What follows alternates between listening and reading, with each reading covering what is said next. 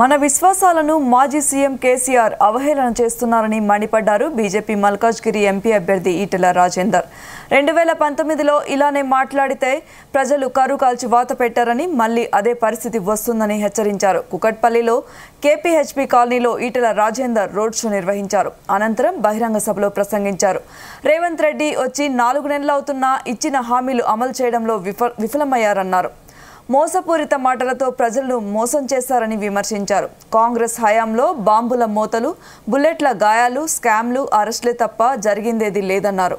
తనను ఎంపీగా గెలిపిస్తే నేరు మోదీ దగ్గరికే వెళ్లి మల్కాజ్గిరి నియోజకవర్గానికి కావాల్సింది తీసుకువచ్చే బాధ్యత తాను తీసుకుంటానని ప్రజలకు హామీ ఇచ్చారు ఈటెల రాజేందర్.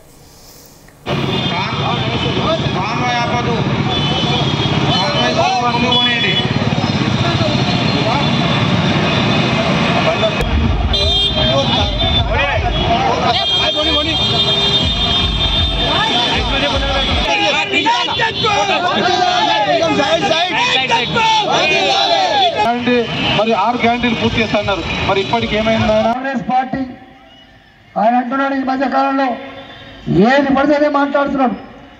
2023 ఎన్నికలప్పుడు ఇక్కడ ముఖ్యమంత్రి ఎవరు కావాలి, ప్రభుత్వం ఎవరు ఏర్పడాలన్నప్పుడు ఆనాడు నీ మాయ మాటలు నమ్మిండ్రు. నీ 6 గ్యారెంటీలు 66 హామీలు నమ్మి ప్రజలు నీకు ఓటేసిండ్రు. ప్రజలందరూ అనుకున్నారు ఈయన పెద్ద బాగా మాట్లాడతాడు, ఈయన చేస్తాడేమో అని చెప్పి నమ్మిండ్రు. కానీ 4 నెలలు గడిచిపోయింది. 4 నెలలు గడిచిపోయినప్పటికి కూడా ఈనాటికి ఎన్నికల ముందు ఏ ప్రగల్భాలు పలికిండో, ఏ హామీలు ఇచ్చిండో, ఒక్క బస్సులలో ఉచిత ప్రయాణం తప్ప ఒక్క హామీ కూడా అమలు చేయకుండా ప్రజల్ని మోసగించినటువంటి నాయకుడు ఇవాళ రేవంత్ రెడ్డి గారు.